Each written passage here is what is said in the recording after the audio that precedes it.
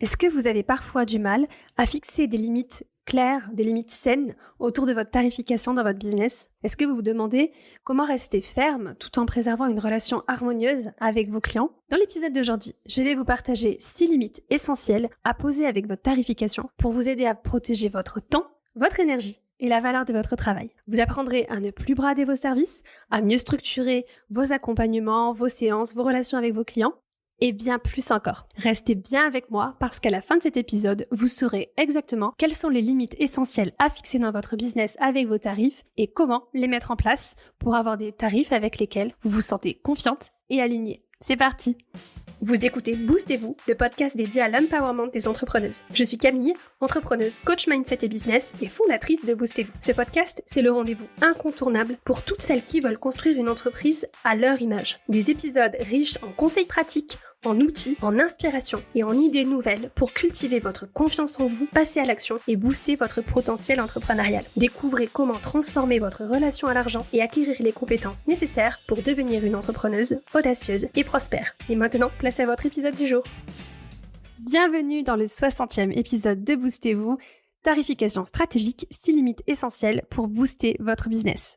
Merci de me rejoindre pour cet épisode dédié à un sujet qui est tellement important pour les entrepreneurs, le sujet de la tarification et surtout la question des limites à poser dans notre business autour de notre tarification. Donc aujourd'hui, je vais vous parler de 6 limites à fixer avec vos tarifs pour vous aider à préserver votre énergie, votre temps et surtout à valoriser pleinement votre travail. Donc si vous m'écoutez aujourd'hui, c'est que vous voulez développer votre activité avec succès, mais vous voulez faire un levier d'impact. Vous aspirez à créer quelque chose qui résonne profondément avec vos valeurs. Et si ce message résonne pour vous, déjà rien que pour ça, je voudrais vous célébrer, vous féliciter parce que le chemin de l'entrepreneuriat, c'est un chemin qui demande du courage et c'est important de s'en rappeler, de le célébrer, de se rappeler pourquoi on est là. Mais revenons à notre sujet du jour, les limites à fixer avec vos tarifs. C'est un aspect crucial de votre stratégie de tarification qui vous permettra non seulement d'établir des fondations solides pour votre business, mais aussi qui aura un impact sur vos relations avec vos clients et qui va vous aider à créer des relations saines et claires avec vos clients. Donc c'est à votre bénéfice à vous et c'est aussi clairement au bénéfice de vos clients. Les entrepreneuses, on a souvent du mal à poser des limites, notamment en ce qui concerne les tarifs.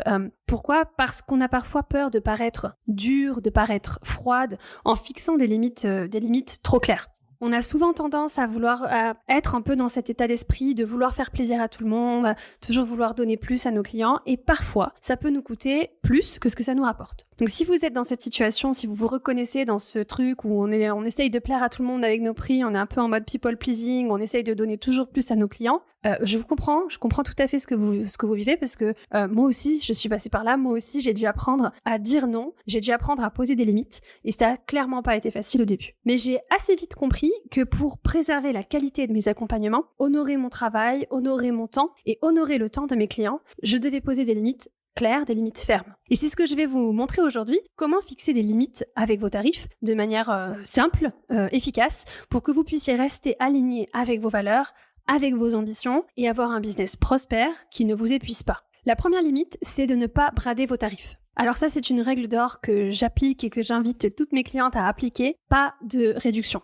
Pas de discount, pas de promotion, on brade pas nos tarifs. Quand on fait ça, on envoie un message à nos clients et à nous-mêmes que notre travail a moins de valeur. Et ça, c'est vraiment pas le cas. Donc si une cliente ou un client, si vous travaillez avec des hommes aussi, vous demande une réduction ou vous demande de faire un arrangement particulier, vous pouvez lui répondre en fixant une limite, en étant dans une énergie qui reste très positive. Dans une énergie de oui quand vous dites non. Et je vais vous montrer, vous formuler comment ça peut être fait. Par exemple, vous pouvez répondre avec confiance en disant « Je ne propose pas de réduction, mais par contre, j'ai une option de programme plus court ou plus adaptée à votre budget. Est-ce que vous souhaitez qu'on en discute ?» En répondant comme ça à un client potentiel, on reste ferme par rapport à la limite qu'on s'est fixée dans notre business, mais on reste dans une énergie positive, on montre qu'on est à l'écoute sans venir compromettre nos standards, nos limites et nos valeurs. Donc souvenez-vous que quand vous fixez vos tarifs, vous le fixez en fonction de la valeur que vous apportez. Donc tenez-vous à ça, de dire la valeur que j'apporte, c'est ça. Donc pour cette valeur-là, c'est tel tarif.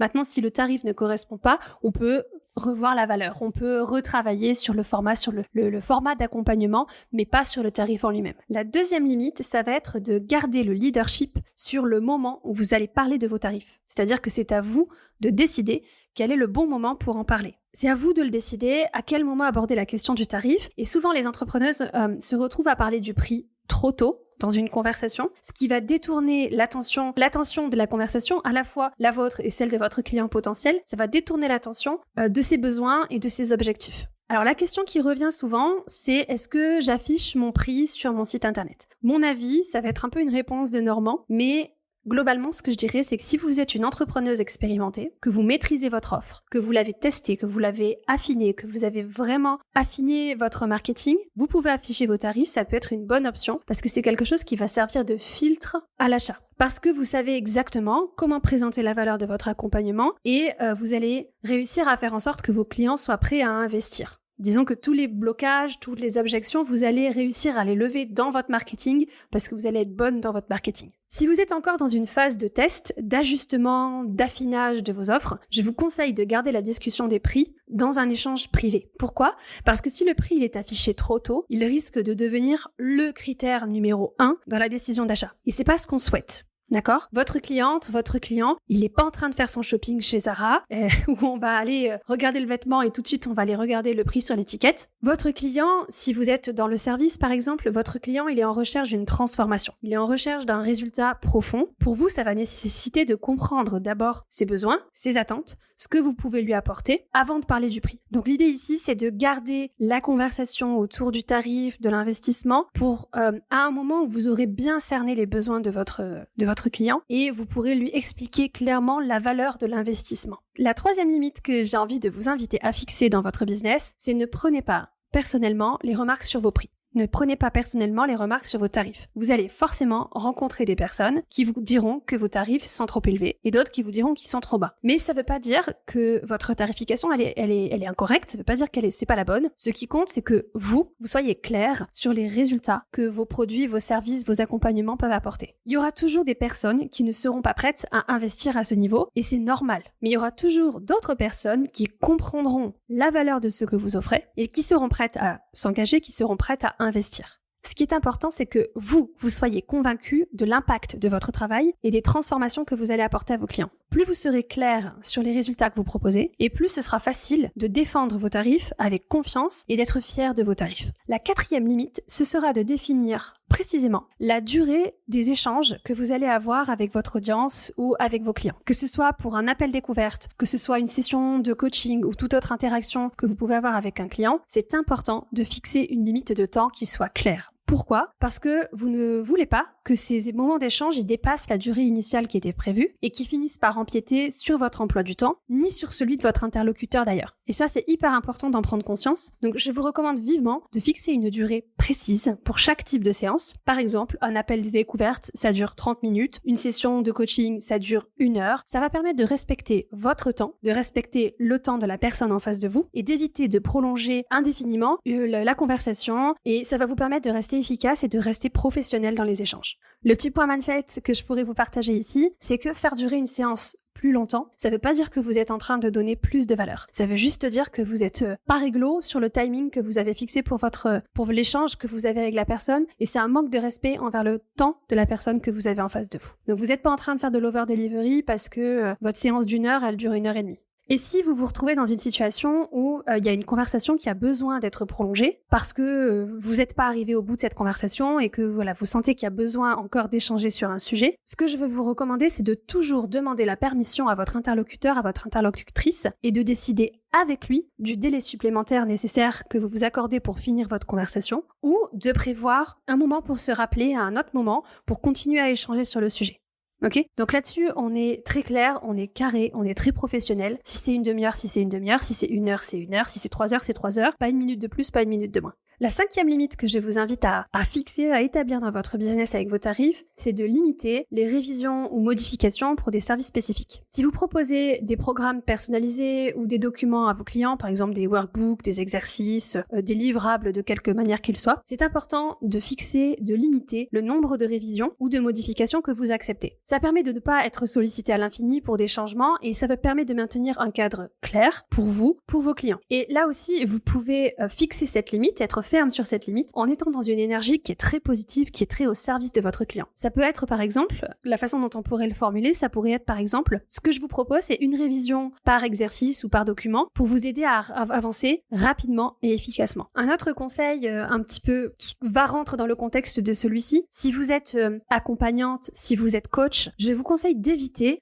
les comptes rendus de sessions personnalisées qui vous prennent beaucoup de temps. Le partage en termes de mindset que je peux vous faire sur ce point-là, c'est d'apprendre à faire confiance à votre client, à votre cliente, pour s'autonomiser dans la relation que vous avez avec lui. C'est-à-dire que votre client, il est capable de prendre ses propres notes. Au pire, vous faites un replay, vous lui envoyez le replay et vous le laissez extraire ce qu'il a besoin d'extraire de la séance et de l'échange qu'il a eu avec vous. Je parle là de comptes rendus personnalisés que vous feriez un peu à la volée, séance après séance, et qui peuvent être très chronophages. Par contre, si vous avez des templates que vous avez systématisés, processés et que vous transmettez à tous les clients, après tel type de session, il y a tel compte rendu qui est envoyé, c'est un truc qui est pensé, processé, automatisé et qui vous prend 10 minutes, là, ok, vous pouvez le faire. Je sais que j'avais une cliente qui réécoutait toutes ses sessions de coaching avec ses clientes et qui faisait un compte rendu ultra personnalisé. Ça lui prenait 3 heures pour une séance d'1 heure de coaching. Ça, c'est pas possible. À moins de tarifier un prix exceptionnellement premium. Quand on tarifie, elle tarifie en plus ses séances de coaching à l'heure. Quand on tarifie sa séance de coaching à 100 € de l'heure et que derrière, on a 3 heures de boulot pour rédiger un compte rendu, c'est pas possible, c'est pas rentable.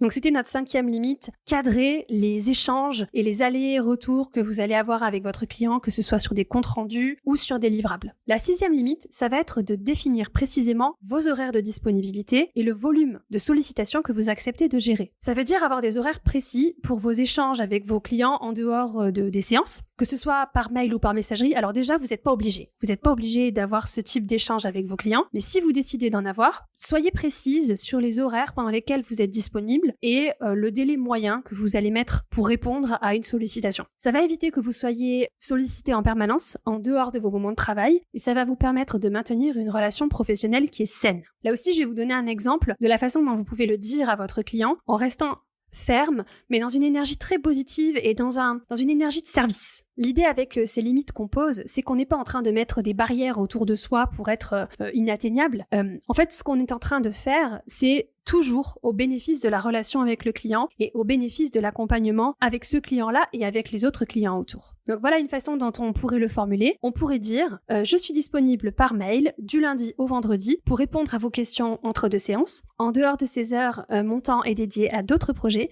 mais je serai ravie de vous répondre dès que possible. » Pour maintenir un équilibre sain et vous offrir un accompagnement de qualité, je m'engage à répondre à un nombre limité de sollicitations chaque jour. Cela me permet de rester pleinement concentré et disponible pour chacun de mes clients, tout en préservant mon énergie pour vous apporter le meilleur de mon expertise.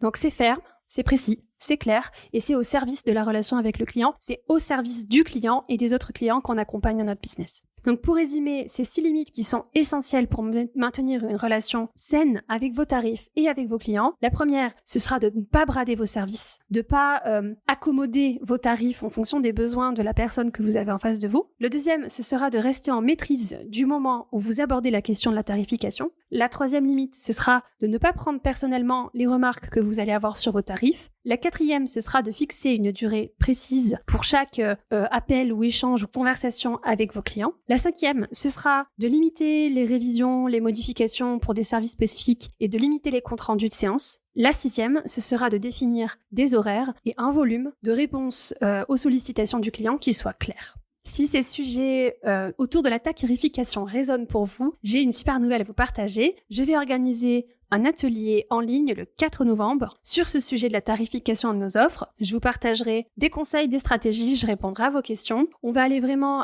approfondir ces notions, travailler ensemble sur comment fixer vos prix avec assurance, avec alignement, avec intégrité. Et vous aurez aussi accès à des outils concrets pour vous aider à transformer votre rapport à l'argent et votre rapport avec vos tarifs. Donc je vous invite à réserver votre créneau d'1 heure pour assister à l'atelier en direct. Ce sera sur Instagram à midi le lundi 4 novembre ou à prévoir 1 heure pour regarder le replay de l'atelier dans les 48 heures après l'atelier. Une annonce spéciale sera faite pendant le live avec une offre qui sera accessible pendant une durée limitée. Donc ne manquez pas cette opportunité de vraiment venir approfondir vos connaissances sur comment on fait pour mettre en place une stratégie de tarification qui soit alignée, de venir bénéficier d'outils de conseils exclusifs pour transformer votre rapport avec vos tarifs. Si on se suit pas encore sur les réseaux sociaux, sur Instagram, mon compte c'est boost, boost.et.vous, boost et vous.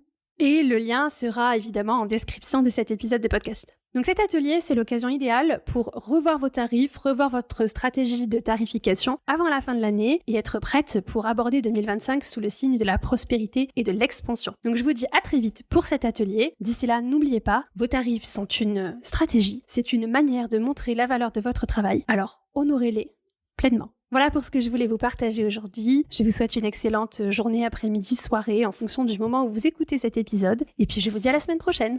Bisous.